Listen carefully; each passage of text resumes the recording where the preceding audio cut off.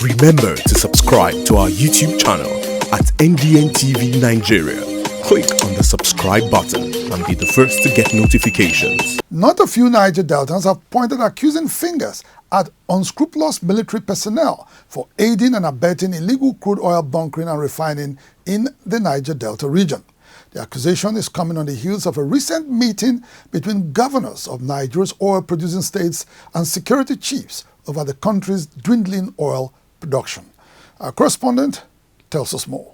Following a directive from President Muhammadu Buhari, the nation's security chiefs, governors of oil-producing states, and officials of the Nigerian National Petroleum Corporation (NNPC) met recently in Abuja to adopt a framework to reverse dwindling oil production occasioned by massive oil theft and pipeline vandalism in the Niger Delta.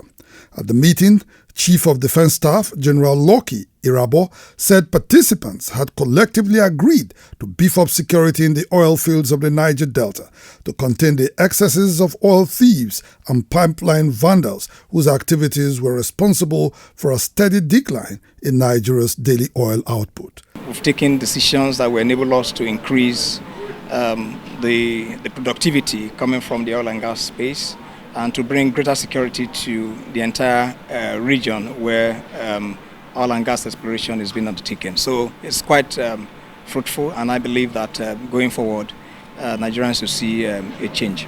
Since then, many Niger Deltans have described the recent meeting as another talk shop on energy security in the region. It will be recalled that Rivers State Governor Nyesom Wike, who was part of the meeting, had before this time blamed persistent oil bunkering in the Niger Delta on the complicity of security agents deployed to the region. You know this bunkering cannot stop. Let's take it, let's be serious about it. Everybody's involved. The military is involved. Police is involved. If not, there's no way bunkering can continue. Navy is involved. It's a terrible thing. In June 2016, the Defense Headquarters carried out a major reorganization strategy in the Niger Delta with the introduction of a joint military task force codenamed Operation Delta Safe. The new interagency security outfit was delineated into 3 sectors and 5 operational bases across the Niger Delta, with headquarters in Yenagoa, the Bayelsa state capital. Its mandate was to clamp down on oil thieves, pipeline vandals, and illegal crude oil refiners whose activities were seriously undermining Nigeria's daily output.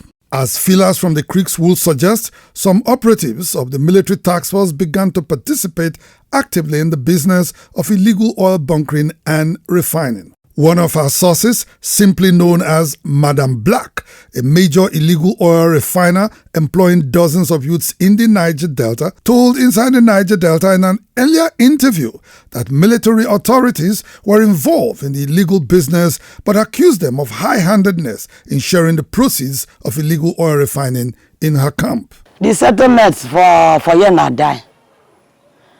The settlement, would they settle all the security? No security where you go say they're not the settle.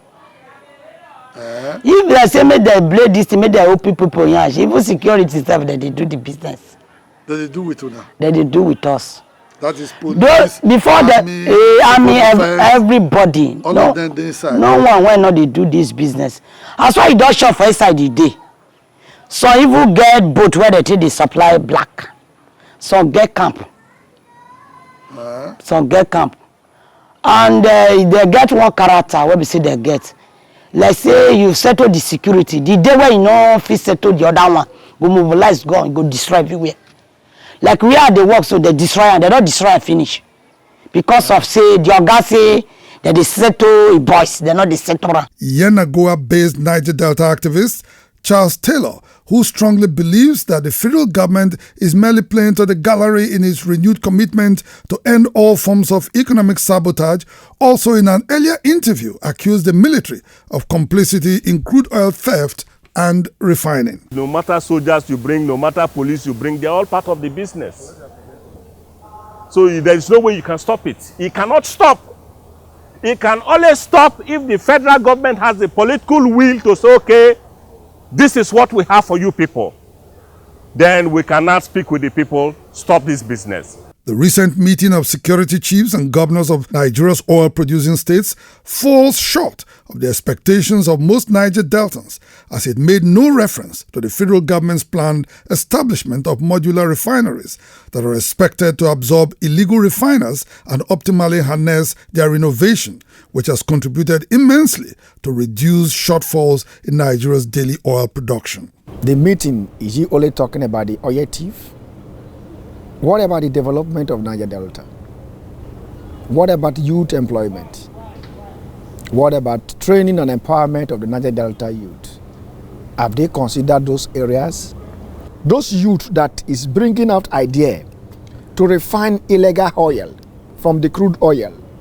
I think if government is serious about their policy, they can make use of this youth, because these youth are bringing ideas to refine oil. With increased oil theft and pipeline vandalism in the Niger Delta, Nigeria's daily output nosedived from 1.43 million barrels in March 2021 to around 1.27 million barrels in November of the same year. In 2021 alone, Nigeria lost an estimated $3.5 billion to crude oil theft, which is estimated at 10% of the country's foreign reserve.